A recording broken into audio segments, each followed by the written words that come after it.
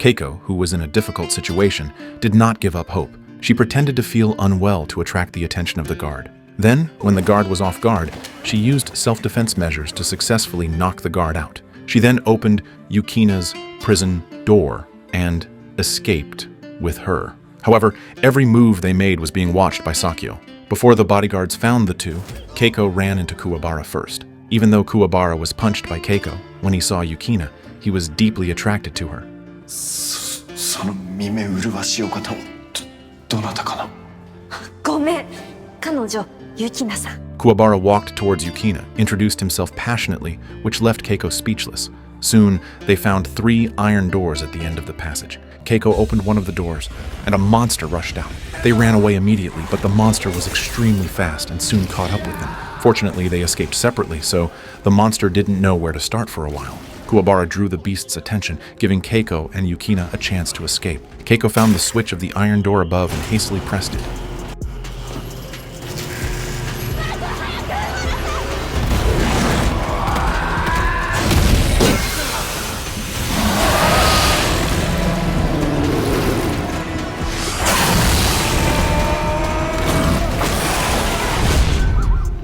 Kuwabara managed to crawl in at the last second. Although they temporarily escaped the crisis, when they walked out of the door, they found Elder Toguro waiting for them. Upon learning that Yukina was taken by such a dwarf-like Elder Toguro, Kuwabara was instantly enraged and immediately rushed up for revenge. He smashed Elder Toguro's body with an iron rod, but Elder Toguro had amazingly strong regenerative abilities. At this point, Kuwabara realized that he was dealing with a very tricky enemy. On the other side, Yusuke arrived at an open space, a battlefield specially prepared for him by Sakyo. Yusuke's opponent was Sakyo's most capable subordinate, younger Toguro. Facing younger Toguro's provocation, Yusuke didn't hesitate to rush forward, throwing a powerful punch at his face. Then, he found that not only did his fist not hit its target, but he was knocked back. Yusuke wanted to counterattack, but younger Toguro was faster and a punch knocked him straight off his feet. Every blow from younger Toguro was like a thunderbolt, and Yusuke couldn't find an opportunity to counterattack, only avoiding his blows passively. At the same time, a fierce battle broke out between Kuwabara and Elder Toguro. Elder Toguro, who could change his form at will, soon had the upper hand and knocked Kuwabara to the ground. The moment the enemy launched a fatal blow, Keiko next to him interrupted Elder Toguro's attack. Seeing the enemy's raised scythe about to cut down, Kuwabara on the ground suddenly thought back to the previous battle with the roundworm monster and decided not to be powerless anymore. Using his powerful spiritual power, Kuwabara condensed a sword and chopped Elder Toguro into pieces.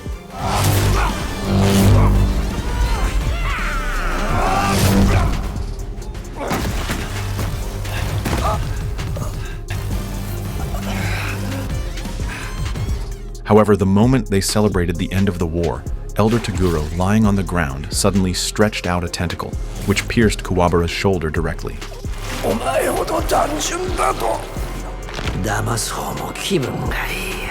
Elder Toguro was unscathed and their battle was just beginning. At the same time, Sakyo successfully opened a crack in the demon world, and countless demons came through, ready to invade the human world. After Koenma discovered it, he immediately covered the entire sinkhole with a shield. Faced with constant attacks from demons, the barrier cannot last long. The only thing that can be done is to close the crack from the inside. Koenma rushed to Sakyo and questioned him on why he, as a human, would bring demons into the human world.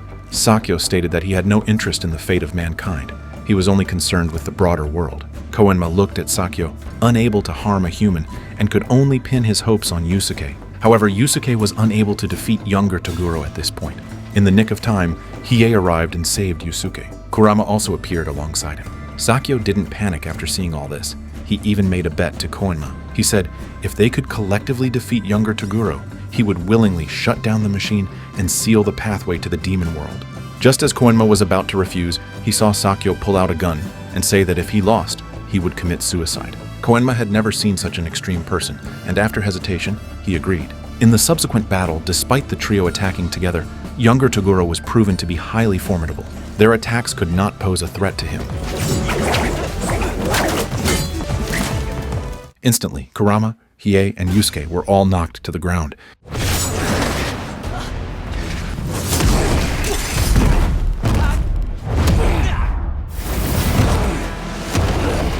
Hiei and Kurama immediately got up. Kurama swung his demon whip out to tie up younger Toguro, while Hiei seized the opportunity to grasp his legs, allowing Yusuke a chance to escape. Then, Yusuke unleashed a spirit gun towards younger Toguro, hitting him accurately. Next, Yusuke fired another spirit gun, using his own body to collide with younger Toguro. This caused him to be impaled by metal rods, following which Yusuke launched another attack.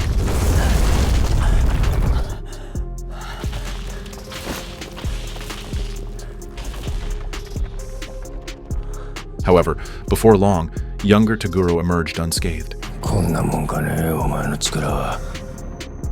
Yusuke was once again knocked back by younger Toguro. Just then, Kuwabara and others hurried over, ready to step up and help. However, they were stopped by the trailing Elder Toguro. Looking at the people knocked down, Elder Toguro couldn't help but jeer at them. He said that if Yusuke is so weak, wouldn't Genkai's death in his hands be in vain? This sentence was like a bolt from the blue, causing a great shockwave in Yusuke's mind. Elder Toguro continued his narration, seeming to take pleasure in it. Genkai and younger Toguro were once good friends in the past, but gradually grew apart. As Genkai aged, younger Toguro, seeking the zenith of martial arts, sold his soul to the demon world and became a yokai. Elder Toguro continued to speak about Genkai's death. Because Genkai had transferred all her powers to Yusuke, she ultimately met a tragic end. While Elder Toguro was incessantly speaking, younger Toguro suddenly grabbed him. Younger Toguro straightforwardly killed Elder Toguro, which left everyone tremendously astonished. Kuwabara summoned his spirit sword, wanting to avenge Genkai, but he couldn't inflict any harm on younger Toguro. In front of younger Toguro, Kuwabara's strength was as frail as paper. He could only lie at the foot of younger Toguro, waiting for death to arrive. The words that Genkai said before her death echoed inside Yusuke's mind. He struggled to get up and subsequently launched an attack against younger Toguro.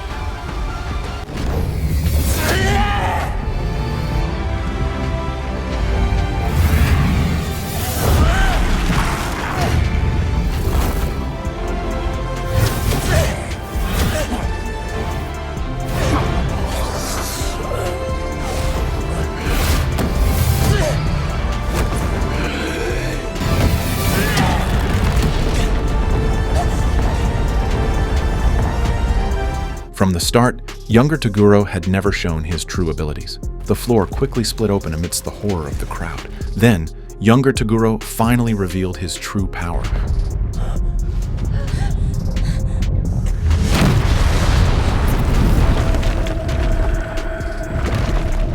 With just one simple movement, he knocked Kuwabara away. He was indeed very powerful. Yusuke wanted to use the spirit gun, but younger Toguro's power was so tremendous, he simply used his muscular strength to neutralize the power of spirit gun. The strength gap between the two sides was obvious, and soon Yusuke was grabbed by the throat by younger Toguro. But he didn't kill Yusuke directly. He sensed that Yusuke still had some potential that hadn't been unleashed.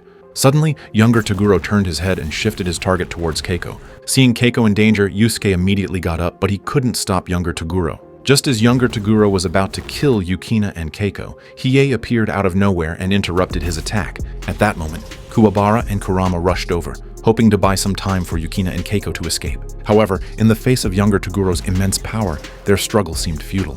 When younger Toguro was preparing to kill Yukina and Keiko, Kuwabara appeared in front of them again. In order to stimulate Yusuke to unleash all his power, younger Toguro launched a vigorous attack on Kuwabara. Yusuke was engulfed by rage.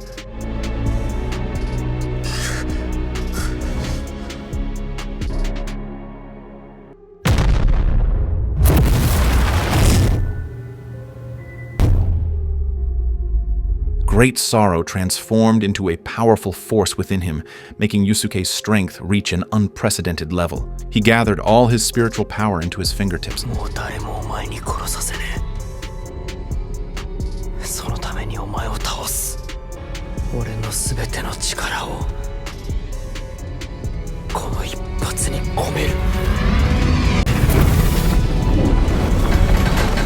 The vast spiritual power fluctuations caused the entire ground to tremble. In his outcry, the spirit gun, filled with all his hope and beliefs, was fiercely launched.